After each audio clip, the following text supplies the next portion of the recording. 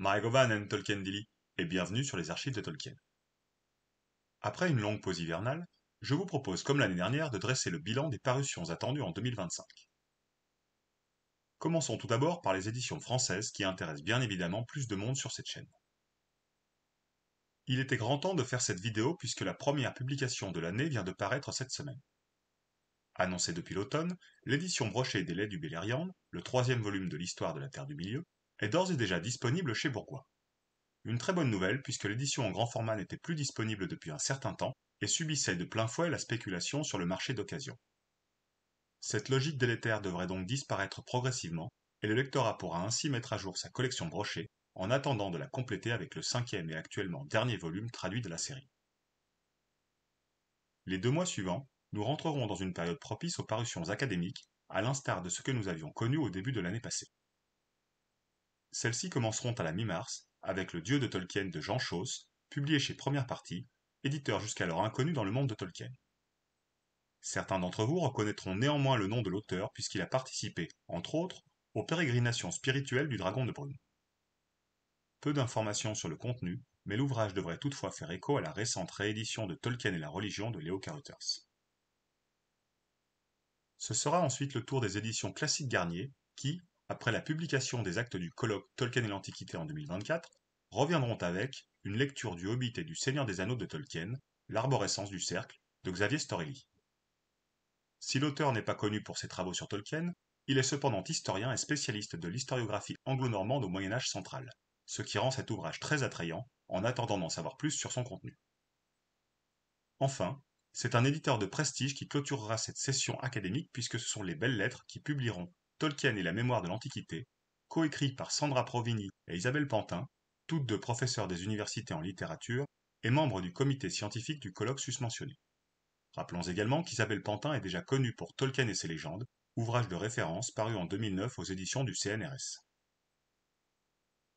Après ce début de printemps largement consacré à la recherche, ce sont essentiellement les deux éditeurs principaux de Tolkien, Bourgois et Pocket, qui reviendront sur le devant de la scène pour le reste de l'année.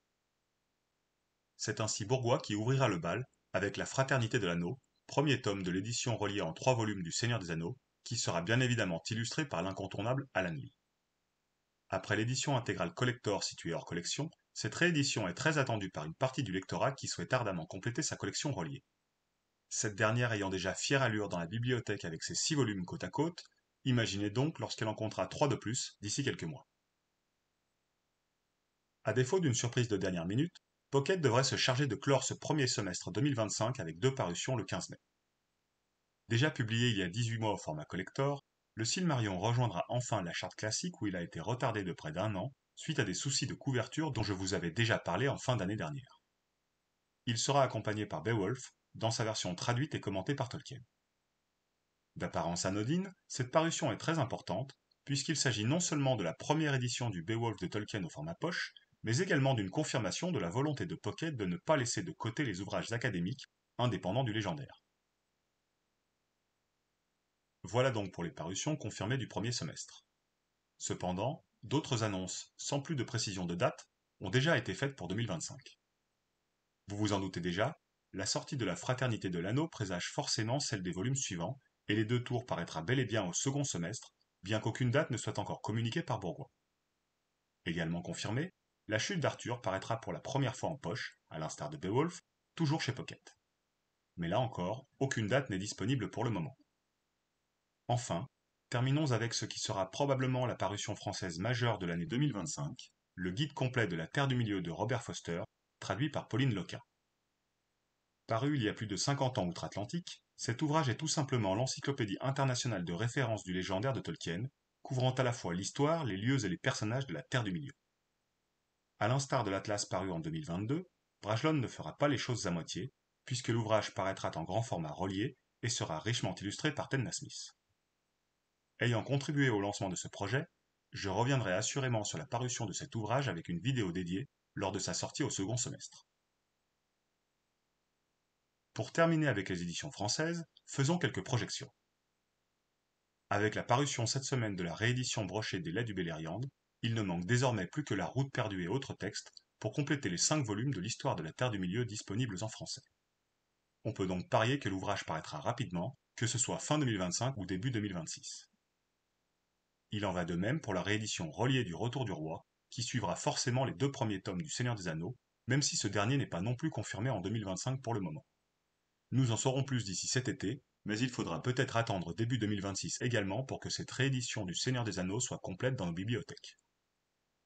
Enfin, Beren et Lúthien et la chute de Gondolin ayant connu leur première édition de poche à l'automne dernier, il semble tout aussi évident que les enfants de Húrin ne tardera pas à être annoncés, afin de clore le chapitre des 3 grands contes.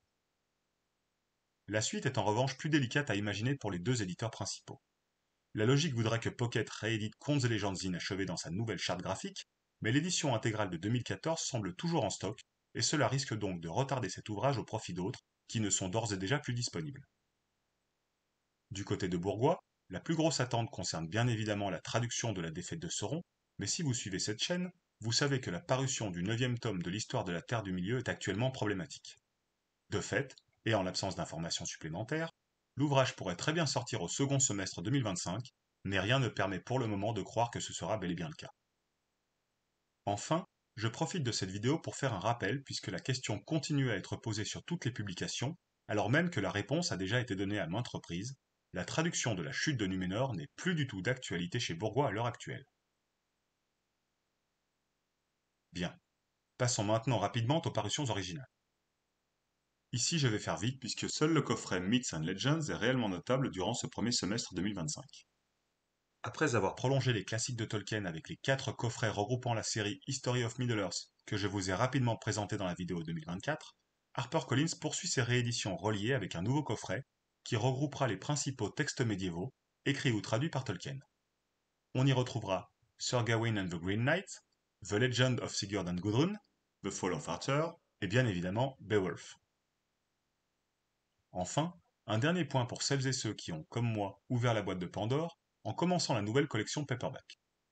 Roverandom, Smith of Wootton Major et Tree and Leaf paraîtront ainsi au premier semestre et prendront la couleur verte dédiée aux contes dont l'histoire se situe hors légendaire, malgré une exception pour Tom Bombadil.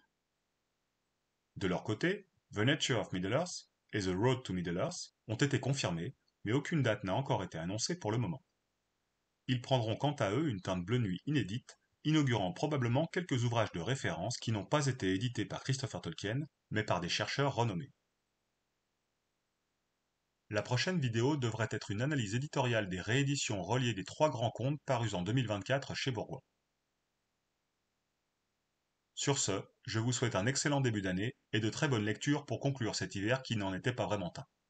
Allez, ciao!